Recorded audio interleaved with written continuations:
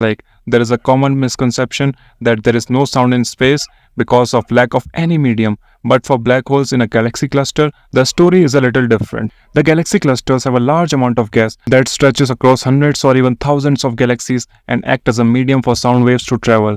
The black hole at the center of Perseus galaxy cluster has sent pressure waves that were translated into a note and upscaled in the range of human hearing, and here is what it sounds like.